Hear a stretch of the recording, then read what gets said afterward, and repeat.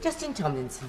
Thank you, Madam Deputy Speaker. And as the Minister at the time that triggered these very welcome changes, I'm very proud to speak in this debate. And I have to say, in my 12 years as an MP, this is definitely my proudest moment.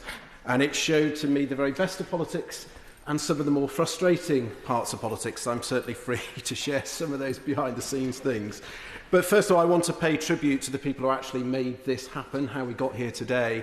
And starting off, lots and lots of politicians. This was a genuinely cross-party initiative. But the three politicians for me who stood out the most was the Honourable Member for Newport East, who will also be making a contribution, my honourable friend for Northampton South, and Madeleine Moon, a former MP, who were, throughout the process, very kind, sincere, very generous, and incredibly patient, which I'll come on to later on. The leading charities who provided many cross-party MPs with a reminder of the importance of this issue included MND Parkinson's and Marie Curie. And actually, the brains behind this was a combination of my private office, Dr. Emily Pickett, who's DWP's medical policy advisor, and her team.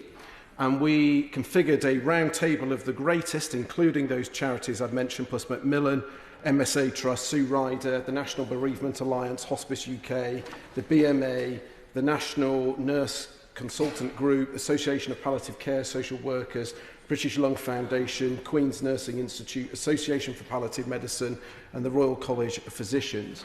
And many, many hundreds more people who work on the front line in healthcare, palliative care, families, patients contributed.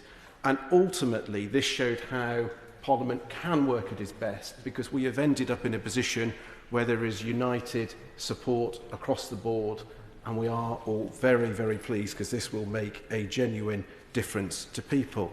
Now, I do share the Shadow Minister's frustration. It took so long. Believe me, I think I went through about 5 sets of DWP oral questions where the official line was, we are working at pace across government. And believe me, a little bit of my soul disappeared as I saw predominantly the Honourable Member for Newport East's regular reminder of just how quick is it at pace and how I could come up with a slightly different variation of those words. But in defence, first of all, of the parliamentary process, what would normally happen is a Secretary of State would ask its ministers to work out where they would like to prioritise some changes. You would present that, and then as a department, through negotiations with Treasury, particularly where things are going to cost some more money, we would work out which ones we can deliver and when.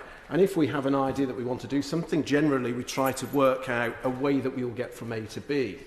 And I at the time was working for the wonderful Amber Rudd, who was just a whirlwind of enthusiasm, super sharp. When you had to present your ideas to her, you really needed to be on top of your brief. She did not suffer fools.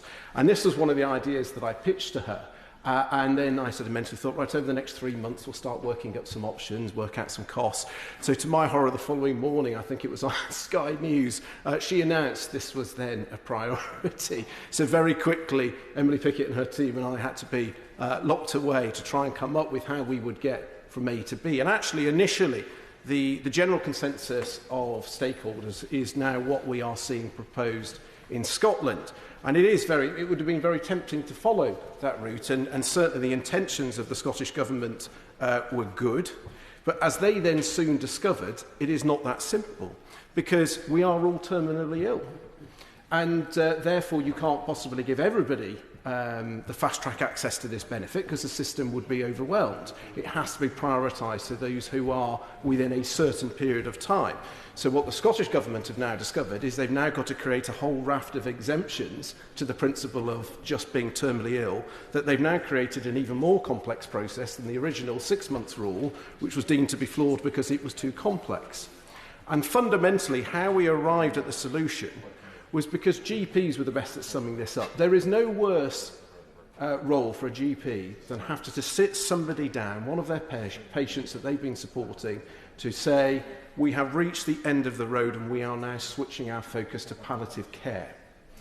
And as the current system stood, the GP would have to have that conversation twice. Once at roughly the 12-month point and once at the 6-month point to trigger the fast-track support through the DWP for much-needed financial support.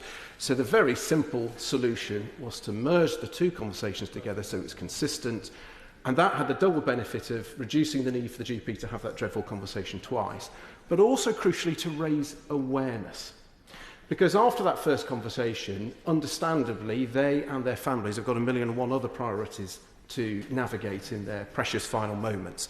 At least now in that conversation, as that palliative care process is being planned, they can be made aware of this additional financial support. And in real terms, it will typically change the support, accessing that support from 16 weeks to less than 5 days. And I understand the Shadow Minister raised the point about making sure it's resourced. We can be confident of that because actually it's a relatively straightforward process because, in effect, once you've got that note from the GPs, it automatically triggers the support, which is why you then don't need the 16 weeks. So actually, that actually helps on some of the pressures and will actually help those who do wait 16 weeks will probably save a little bit of time as it's lifted those people out of that unnecessarily long process for them. So it was a frustration in Parliament that it did take so long, and it was one of those where everybody agreed. And I remember a Treasury PPS lobbying me very strongly on behalf of one of their constituents, saying, "Philip, you know, you've got to get this sorted." And I said, "Right, well, you can take that back as a note to your own department then. Thank you very much." So I was absolutely thrilled. Just before my final few days as a minister, we got the confirmation. We were able to make those immediate changes to the newer benefits. And now, as I said, I'm incredibly proud that this will now sort out the final parts around PIP, DLA and attendance allowance. My final plea is to our Scottish friends, and I absolutely understand it was with good intentions. And I regularly met with the Scottish Minister equivalents of myself, and it's formally on record that I understand that they did it with good intentions. I understand that as a matter of principle they always want to do something different because that strengthens in their mind their case for independence.